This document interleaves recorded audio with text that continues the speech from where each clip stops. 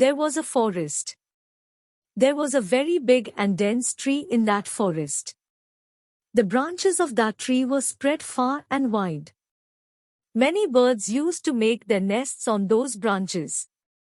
A pair of crows used to make a nest on a high branch.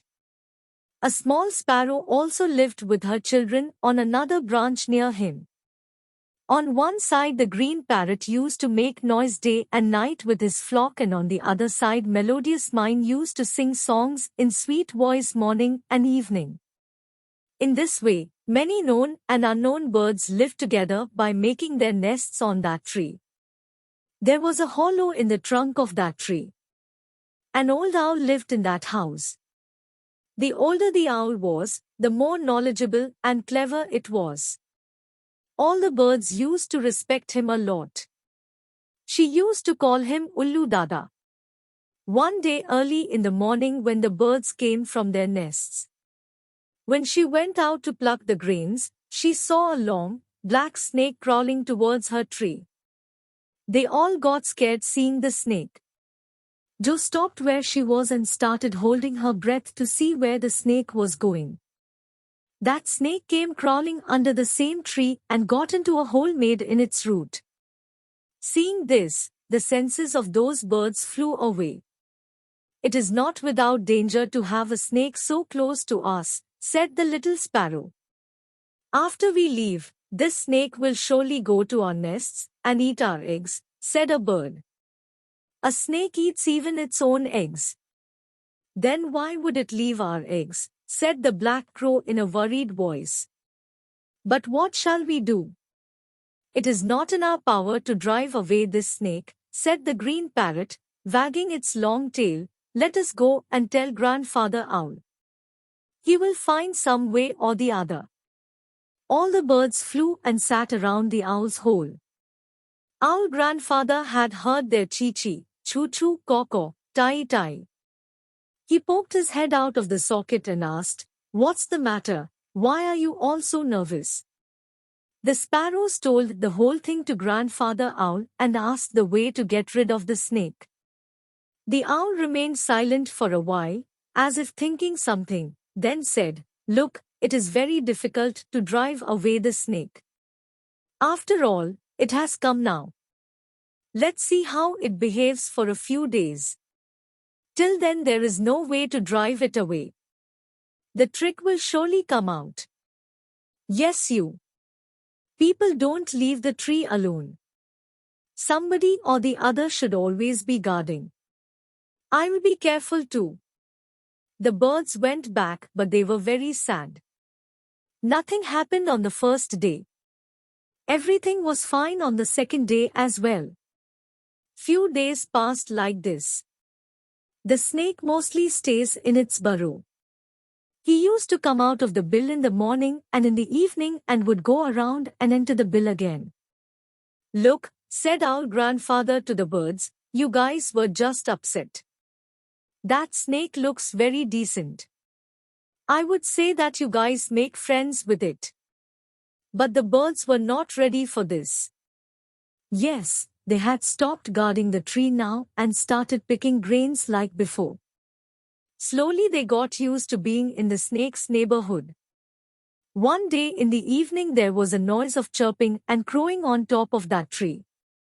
"Now what happened, Owl from Cotter?" he asked by taking out his head. "Today we have seen men cutting trees in the forest." "They were cutting down only the big trees," said the birds. "Our tree is also big and thick. They will definitely cut it down." I spoke. "Oh God, where will we be then? Even my children have not yet come out of the eggs." The crows started crying. "Hey, this tree is our home. Why are they destroying our home?" "We don't harm their homes," Nightingale said. "That's why they're stupid," the owl said in a sad voice. "They probably do not know that these trees keep their land green. If they cut these only, then this green land of theirs will become a desert. They will pay for what they have done, but how can we get out of this trouble?" said the long-tailed green parrot, "by tomorrow morning they will surely reach our tree." Our grandfather kept thinking something silently. He too could not think of any way to save himself from this calamity.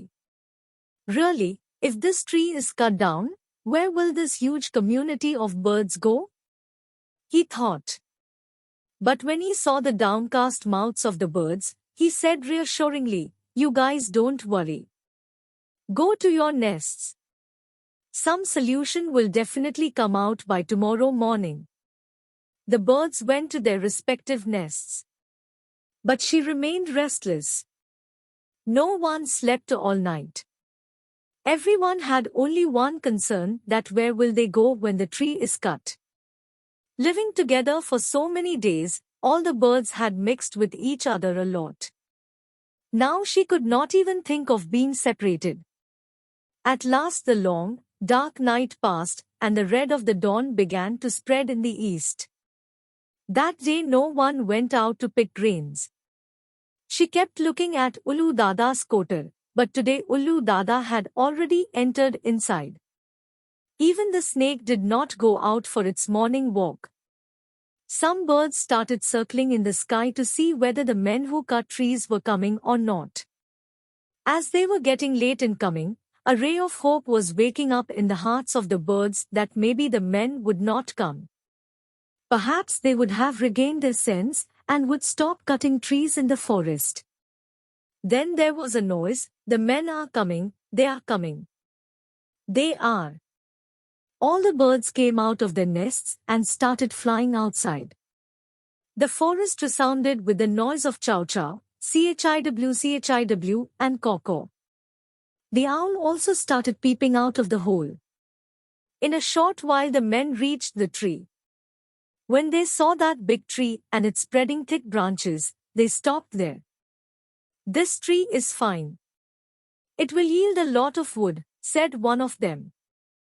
They picked up their axes and saws, etc., and moved towards the tree. Then suddenly a long, black snake came out rustling from the hole made in the root of the tree and moved towards those men. The axes and saws dropped from the hands of those men and fell on the ghee. When the snake was moving forward, then the feet on its head. When the birds saw those men running away, they became mad with happiness. With the noise of chun chun, churcher and cosiw, they lifted the forest on their heads. Grandfather Owl was smiling silently.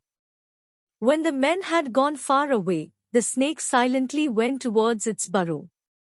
When Ullu Dada saw him leaving, he said, "Stop, snake brother, wait for a while." The snake stopped. Then the owl grandfather said to the sparrows, "The snake and I thought last night that the snake would scare away those tree cutters.